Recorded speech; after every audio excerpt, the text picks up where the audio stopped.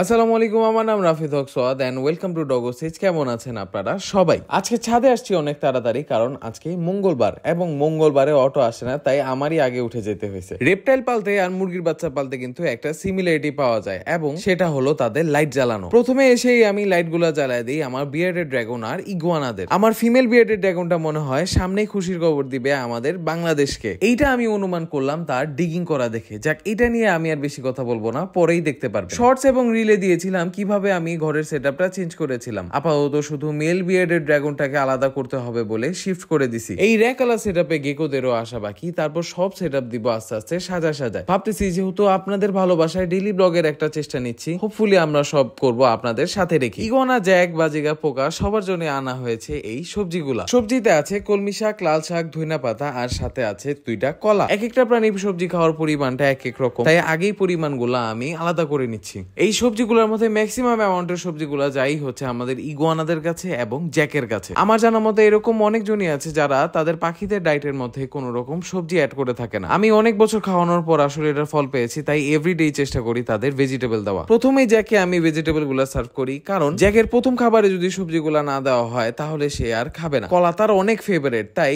জ্যাকের সাথে যখন আমি প্রথম দেখা করি তখনই চেষ্টা করি তাকে কলা খাওয়ায় তার সাথে সময় কাটানোর। এবং জ্যাককে তার পুরোটা কলা খাওয়ানোর পর আমি চেষ্টা করি জ্যাককে তার খাবারের জায়গায় দিয়ে দেওয়ার, যাতে জ্যাকের অ্যাটেনশনটা পুরোপুরি তার খাবারের মধ্যে থাকে এবং তার খাবারের জায়গায় তাকে বসায় বের হয়ে গেলে এটাই দেখা যায়। কি মনটা দিয়ে খাচ্ছে দেখেন। রোডটা দেখলেই কিন্তু আমি অনেক খুশি হয়ে যাই, কারণ এটা হচ্ছে আমাদের ড্রাগন এবং ইগুয়ানাদের সবচেয়ে ফেভারিট টাইম। ইগুয়ানা এবং ড্রাগনদের সিকিউর বাস্কিং কেজ গুলা সেট করে আমি ইগুয়ানাদের বের করার জন্য ঘরে যাই। শালা পরবর্তী ভিডিও গুলাতে আমি আমার ইগুয়ানাদের আপনাদের সাথে দেখা করায় পরিচয় করে দিব পুরোপুরি। ইগুয়ানা আর ড্রাগনদের বাস্কিং এ দিতে দিতে দেখি তাদের রোদ নেওয়ার জায়গা থেকে পুরোপুরি চলে গিয়েছে রোদ। তবে নতুন বাস্কিং এরিয়াটা কিন্তু খারাপ হয়নি, সেটা হচ্ছে আমার ঘরের ভিতর। যাক, তবে রেপটাইলদের রোদে দেওয়াটা মিস হয়নি কোনোভাবেই। আমি মনে করি ঘরে তো আরো সেফ একটা জায়গা আমার ইগুয়ানা আর ড্রাগনদের রোদে দেওয়ার জন্য। মাশাআল্লাহ, বিকালে যেমন চিল পাখিরা আসে, দুপুরে চলে আসে জালালি কবুতররা। ওদেরকে আমার টিনের চালে খাবার দিলে 2জন 3জন 4জন করে আস্তে আস্তে আসতে থাকে সবাই। জালালি কবুতরের খাবার হওয়ার পর বিড়ালদেরও দেখা যায় অপেক্ষা করছে তাদের ক্যাটফুডের জন্য। বিড়ালদের সাথে কিন্তু ক্যাটফুডের অপেক্ষা করে আমার স্নুপিও। তবে এই সাদা বিড়াল যার নাম মাও, ওই কিন্তু সহ্য করতে পারে না যে স্নুপি তাদের প্লেট থেকে খাবে, তাই আমি স্নুপির হাত দিয়ে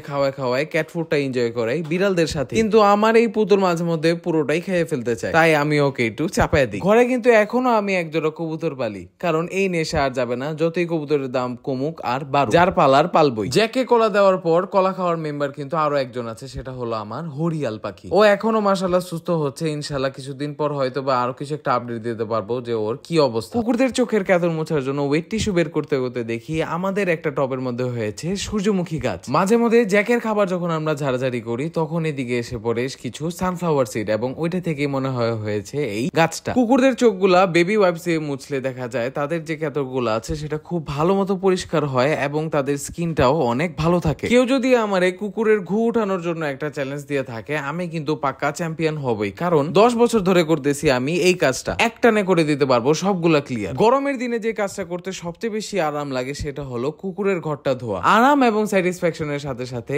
প্রচুর মজা পাওয়া যায় এই কাজটা করতে। আমার কুকুররা কিন্তু একটুও ময়লা হয় না, নিজেরা খুব পরিষ্কার থাকে, এবং এই ঘরটা যখন আমি ধুয়ে দিই তখনই খেলা শুরু করে। তাদের ঘুমানোর জায়গাটা কিন্তু আমার ধোয়া লাগে না, কারণ ওইটা এইভাবেই খুব পরিষ্কার থাকে। তাও আমি একটু স্যাভলন স্প্রে করে দেই, কারণ এটাতে কোনো লস নেই, শুধুই লাভ। জ্যাকের ব্যাপারে একটা মজা জিনিস বলি আপনাদের। জ্যাককে যখন আমি বের করে আনি হ্যান্ড ফিডিং হোক বা খেলার জন্য হোক, জ্যাক প্রেফার করে কেউ যাতে না থাকে যখন ওই আর আমি একসাথে থাকবো। তাই স্নুপি আর মানিক চইলার সাথে আমি ওরে ভিতরে দিয়ে দেই, না হলে আগেই বলে দেই ম্যাকাওয়ের কামড় কিন্তু ভাই প্রচুর লাগে। আজকে যেহেতু ড্রাগনদের ঘরে বাসিং এ দিছি, তাই এই সুযোগটা পেয়ে তারা সৎ ব্যবহার ঠিকই করেছে। ঘরের ভিতরে এসে দেখি 2টা ড্রাগনই নাইমা ঘোরাঘুরি করতেছে। তবে এখানে কোনো ডেঞ্জার বা এসকেপের কোনো প্ল্যান নাই। তাও আমার কাছে জিনিসটা মনে হইলো যে ওরা অনেক চালাক। দুপুর থেকে বিকাল হয়ে যাওয়ার মানে হচ্ছে আমাদের ড্রাগন এবং রেপটাইলদের বাস্কিং টাইম ওভার, তাই তাদেরকে ঘরে দিয়ে আমি ছাদের সব তালা গেট লাগায় নিচে চলে যাই চিলের খাবার আনতে। খাবারটা নিয়ে এসেই আমি প্রথমেই দেই আমার অদ্ভুত রোগে আক্রান্ত চিল পাখিদের। এই কয়টা চিল সবার থেকে আলাদা রাখা, কারণ তাদের একটা রোগ হয়েছে যেটার ব্যাপারে আমি বিস্তারিত বলবো পরের রিল বা শর্টে। দোয়া করবেন যাতে তারা ঠিক হয়ে চড়ে যেতে পারে আকাশে। তারপর আমি সোজা চড়ে যাই উপরে চিল এরিয়াতে খাবার দিতে। তারপর ইফতারির আগে আমার শুধু একটাই কাজ থাকে, সেটা হলো আকাশের চিলদের খাওয়ানো। ম্যাজিক্যাল একটা টাইম এটা। দেখেন 2 মিনিট আগেও কোনো চিল ছিল না, জাস্ট আমার বাঁশিটা শুনলো এবং তারা আস্তে আস্তে ভরে গেল পুরো আকাশটা। বহুদিন পর আবার চেষ্টা করা শুরু করলাম ডেইলি ব্লগ দেওয়ার জন্য। তো আল্লাহ আপনাদের ভালো রাখুক, আপনাদের সুস্থ রাখুক,